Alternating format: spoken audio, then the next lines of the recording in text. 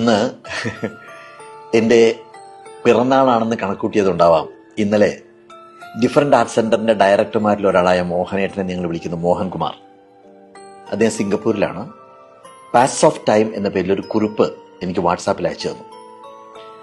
ഞാനത് എത്ര തവണ വായിച്ചു എന്ന് എനിക്ക് തന്നെ അറിയില്ല. ഞാനതിനൊന്ന് മലയാളീകരിച്ചൊരു പ്രിന്റ് എടുത്ത് ഇപ്പൊ അതെന്റെ കയ്യിലുണ്ട്. വല്ലാതെ മനസ്സിൽ തട്ടിയ ഒരു എഴുത്താണിത്.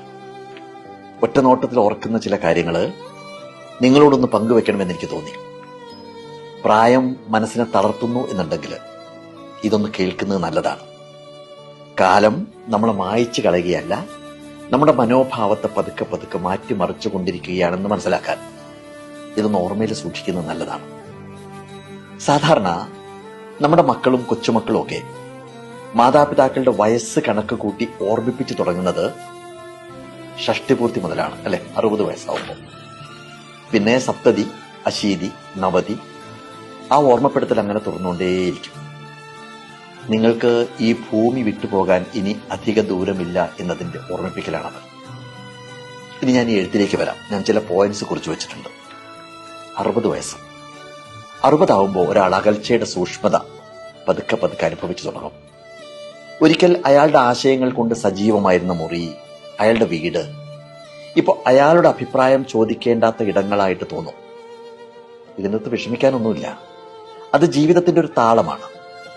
നമ്മുടെ സംഭാവനകൾ ഇത്രയും കാലം ആരുടെയൊക്കെയോ ഹൃദയങ്ങളിലും മനസ്സുകളിലും നാം പതിച്ചിട്ടതിന്റെ ബാക്കിപത്രമാണ് എന്ന് തിരിച്ചറിയേണ്ട കാലത്തിലേക്ക് നമ്മൾ കടന്നു എന്നർത്ഥം. അത്രയേ ഉള്ളൂ. അത്രയേ അതിന് കാണാവൂ. ഇനി 70 വയസ്സാണ്. 70 ആകുമ്പോഴേക്കും സമൂഹം തന്നെ മറന്നു പോകുന്നുണ്ടോ എന്ന് തോന്നി തുടങ്ങും. പുതിയ തലമുറ നമ്മൾ എന്തായിരുന്നു എന്നൊന്നും അംഗീകരിക്കാത്തൊരു കാലത്തിലേക്ക് കിടക്കുകയാണ്. അത് പരാജയമൊന്നുമല്ല. അതിനൊരു തരം മോചനമായിട്ട്, ഒരു തരം സ്വാതന്ത്ര്യമായിട്ട് കാണാൻ പഠിക്കുന്നിടത്താണ് നമുക്ക് മനസ്സമാധാനം കിട്ടുക. നമ്മുടെ ഉള്ളിലേക്ക് തന്നെ നോക്കാനും അഹംഭാവമൊക്കെ മാറ്റിവെച്ച് ഒരുതരം ശാന്തതയിലേക്ക് മാറി തുടങ്ങാനുള്ള സമയമാണത്. അതിനെ ഒരുതരം അനുഗ്രഹമായിട്ട് കാണാൻ കഴിഞ്ഞാൽ നമുക്ക് രക്ഷപ്പെടാം. 80 വയസ്സ്. 80ലേക്ക് എത്തുമ്പോൾ ഒപ്പമുണ്ടായിരുന്നവരെല്ലാം അവരുടെ തിരക്കിലൊക്കെ പെട്ട് കുറച്ചുകൂടി ഇങ്ങനെ അകന്നകന്ന് പോകുന്നതായിട്ട് അനുഭവപ്പെടും. മുഖവരുകളൊന്നും വേണ്ടാത്ത, അധികാരങ്ങളൊന്നും ഇല്ലാത്തൊരു കാലമാണിത്. പക്ഷേ അത് ചില തിരിച്ചറിവുകൾ നേടുന്ന കാലം കൂടിയാണെന്ന് തിരിച്ചറിയാൻ പറ്റണം. എവിടെയൊക്കെയാണ് യഥാർത്ഥ സ്നേഹം എന്ന് നമ്മൾ മനസ്സിലാക്കുന്നു. നമ്മുടെ മക്കൾ, നമ്മുടെ കൊച്ചുമക്കൾ, അവരെല്ലാം അവരുടെ ജീവിതവുമായിട്ട് മുന്നോട്ട് പോകുന്നു. പലരും തിരക്കിട്ട് ഓടുകയാണ്. നമുക്കെങ്ങോട്ടും പോകാനൊന്നുമില്ല. സ്നേഹത്തിലെ കപടതകളെല്ലാം മനസ്സിലായി തുടങ്ങുന്നൊരു കാലം. ഇനി 90ലേക്ക് എത്തി എന്നുണ്ടെങ്കിൽ അത്രയും കാലം വിയർപ്പ്, കണ്ണുനീര്, ചിരി, ഓർമ്മകൾ എന്നിവ ഉപയോഗിച്ച് നമ്മൾ എഴുതിയ അവസാനത്തെ അധ്യായത്തിന്റെ അരികിലെത്തി നിൽക്കുമ്പോൾ ഇത്രയൊക്കെയാണ് ജീവിതം എന്ന് അവസാനമായിട്ട് നമ്മൾ തിരിച്ചറിയും. ഒന്നുകൂടി ഈ ഭൂമിയിൽ ജനിക്കാനായെങ്കിൽ എന്ന് അതിയായിട്ട് നമ്മൾ ആഗ്രഹിക്കാൻ തുടങ്ങും.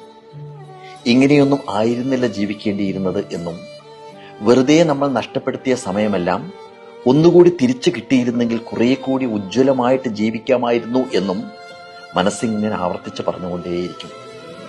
പക്ഷെ നടക്കില്ല. അതുകൊണ്ട് ഇപ്പോൾ ഇവിടെ ശ്വാസമുള്ളിടത്തോളം, ഊർജമുള്ളിടത്തോളം, ഹൃദയം മിടിക്കുന്നിടത്തോളം തീവ്രമായിട്ട് ജീവിക്കുക. ഓരോ കൂടിക്കാഴ്ചകളെയും സ്നേഹിക്കുക, ഉറക്കെ ചിരിക്കുക. ജീവിതത്തിലെ ചെറുതും വലുതുമായ, അല്ലെങ്കിൽ ലളിതവും സങ്കീർണവുമായിട്ടുള്ള സന്തോഷങ്ങൾ ആസ്വദിക്കുക. ഒരു പൂന്തോട്ടത്തിലെ ചെടികളെ പരിപാലിക്കുന്നത് പോലെ പരമാവധി സൗഹൃദങ്ങൾ ഇങ്ങനെ വളർത്തിയെടുക്കുക. കാരണം അവസാനം അവശേഷിക്കുന്നത് ഉണ്ടാക്കിയ പണമോ നേട്ടങ്ങളോ സ്ഥാനങ്ങളോ ഒന്നുമല്ല. ബാക്കി നിൽക്കുന്നത് ജീവിച്ചിരുന്നപ്പോൾ ഉണ്ടായിരുന്ന ബന്ധങ്ങളും അവരോടൊപ്പം നമ്മൾ പങ്കുവച്ച നിമിഷങ്ങളും അവർക്കായി നാം പരത്തിയ പ്രകാശവും മാത്രമായിരിക്കുമെന്നുള്ള കാര്യം ഓർക്കുക.